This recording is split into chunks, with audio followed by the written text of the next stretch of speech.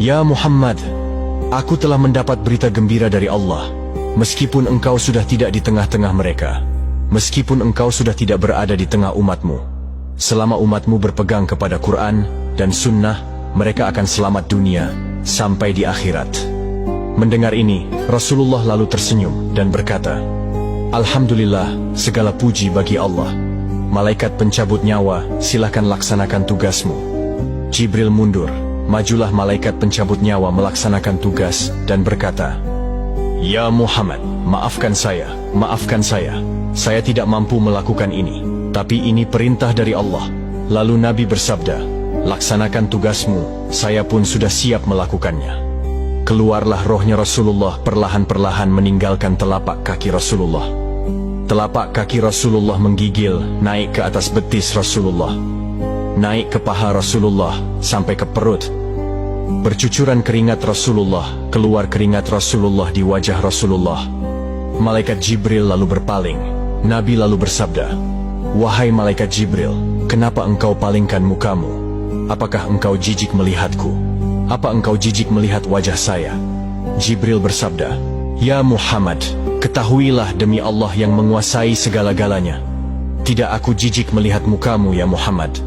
Aku tidak tega melihat engkau menghadapi sakaratul maut. Aku tidak mampu melihat engkau menghadapi sakaratul maut. Nabi lalu bersabda, Ya Jibril, ketahuilah, andai saja Allah tidak cinta kepadaku, andai saja Allah tidak sayang kepadaku, betapa sakitnya sakaratul maut ini. Tapi aku mohon kepada Allah, Ya Allah, jangan engkau timpahkan sakitnya sakaratul maut ini kepada umatku. Bebankan seluruh sakitnya sakaratul maut ini, bebankan seluruh sakitnya sakaratul maut ini hanya kepadaku. Jangan engkau berikan kepada umatku, Ya Allah. Begitulah cintanya Rasulullah kepada kita. Perlahan-lahan sampai ke tenggorokan. Sampai ke tenggorokan ruh Rasulullah, habis menggigil seluruh badan Rasulullah, ditinggal rohnya. Lalu di penghujung bibir, beliau mengucapkan, Pelihara solat kalian, pelihara solat kalian, pelihara solat kalian. Yang kedua, Rasulullah berpesan, pelihara wanita di antara kalian, pelihara anak-anak gadis kalian, pelihara istri-istri kalian. Dan yang terakhir beliau ucapkan, tidak satupun keluarga yang diucapkan. Beliau tidak mengucapkan Khadijah, Khadijah.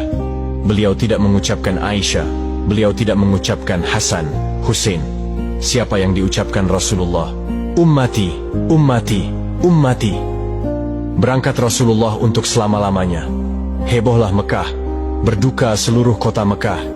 Abu Bakar menggigil, sahabat yang lain meneteskan air mata. Satu sahabat yang tidak mau menerima kenyataan adalah Umar bin Khattab. Lalu, ketika orang-orang berkata, Rasulullah telah meninggalkan kita, Rasulullah telah menghadap kepada Allah, heboh satu kota Mekah. Umar bin Khattab marah, dia cambuk, dia tarik pedangnya dan berkata, Siapa yang mengatakan Muhammad wafat, maka aku akan tebas batang lehernya. Umar tidak bisa. Umar tidak mampu menerima kenyataan bahwa Rasulullah berpisah dengannya. Dan Umar mengamuk, siapa yang mengatakan Muhammad mati, dia akan tebas batang leher mereka. Lalu tampil Abu Bakar Siddiq, berdiri di depan rumah Rasulullah dan berkata, Siapa yang menyembah Muhammad, sesungguhnya Muhammad telah menghadap kepada Tuhannya. Tapi siapa yang menghadap menyembah Allah, Allah tidak akan mati. Allah akan abadi selama-lamanya. Mendengar ini, lulai seluruh badan Umar, jatuh sempoyongan, tidak mampu berdiri.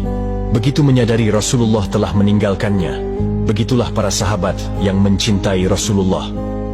Itulah kisah detik-detik wafatnya Rasulullah. Bagaimana cintanya Rasulullah kepada kita umatnya?